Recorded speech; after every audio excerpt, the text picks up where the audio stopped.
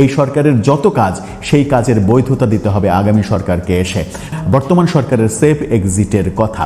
Safe exit কেন প্রয়োজন? Safe exit এই কারণেই প্রয়োজন যে এই সরকার যত সিদ্ধান্ত নেবে, সেটা মার্কিনের কাছ থেকে বোয়িং বিমান কেনার সিদ্ধান্ত হোক, সংবিধানের কিংবা আইনের বিভিন্ন সংশোধন হোক, কিংবা বিভিন্ন গেজেট হোক, জুলাই আন্দোলনের সৈনিক যারা, বিপ্লবী যারা, তাদেরকে এক ধরনের দায় মুক্তি দেয়া হোক, জুলাইয়ের ব্যাপারগুলো সংবিধানে অন্তর্ভুক্ত করা হবে কি হবে না সেটা হোক, কিংবা জুলাইয়ের যে সনদ ঘোষণা সেই সনদটা হোক, যা কিছুই হোক না কেন আগামী সরকারকে, যারা নির্বাচনের পর সরকার হিসেবে আসবে, সেই সরকারকে এই কাজগুলোর বৈধতা দিতে হবে।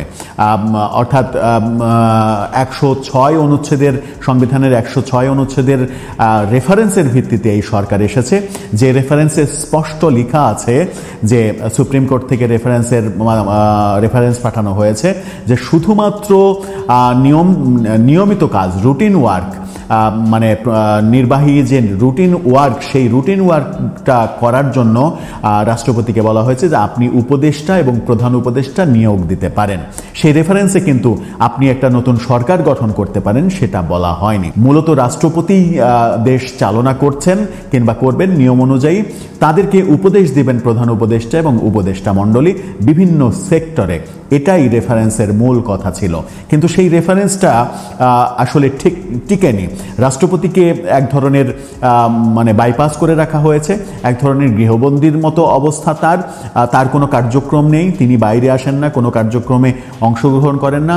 কার্যক্রমে অংশগ্রহণ করার মধ্যে দুটো ঘটনা আমরা শুধুমাত্র দেখেছি মনে পড়ে আমার, সেটা হচ্ছে যে গত 21শে ফেব্রুয়ারিতে শহীদ মিনারে তিনি গিয়েছিলেন, যেটা ঠেকানোর জন্য অনেক চেষ্টা করা হয়েছে শহীদ মিনারে যেন তিনি না যান, কিন্তু শহীদ মিনারের রেওয়াজটা ভেঙেছেন প্রফেসর ইউনূস।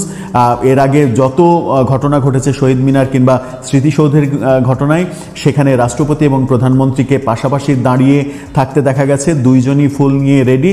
শুধু রাষ্ট্রপতি আগে ফুল দেন, তারপরে প্রধানমন্ত্রী ফুল দেন, ফুলে হাত স্পর্শ করেন, সেরকমটা রেওয়াজ আমরা দেখেছি। কিন্তু এবার দেখেছি সেটা হচ্ছে যে রাষ্ট্রপতি ফুল দিয়ে শহীদ মিনার ত্যাগ করার পরে তারপরে প্রধান উপদেষ্টা শহীদ মিনারে ঢুকেছেন। অর্থাৎ রাষ্ট্রপতি থাকা অবস্থায় তিনি ঢোকেননি এবং রাষ্ট্রপতির সঙ্গে কোনো ধরনের আলাপ, দেখা সাক্ষাৎ সব কিছু তিনি বন্ধ করে দিয়েছেন, কোনো দেখা সাক্ষাৎ হয় না।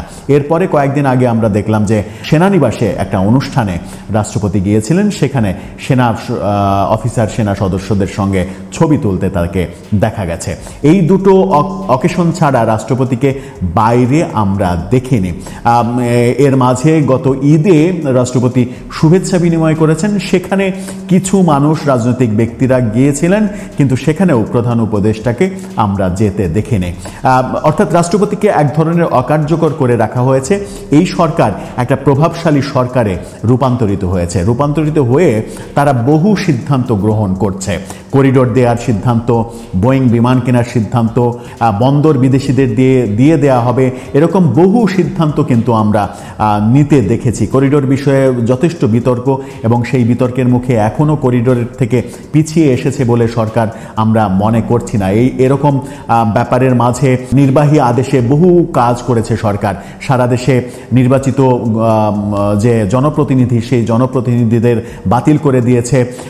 অনেক কিছু করতে দেখেছি আমরা, যেগুলো রুটিন ওয়ার্কের মধ্যে পড়ে না। রুটিন ওয়ার্কের মধ্যে যখন পড়ে না, তখন এটাকেই একটা সরকার হিসেবে আমরা দেখছি, কিন্তু এই সরকারের বৈধতা প্রশ্নের সম্মুখীন হবে।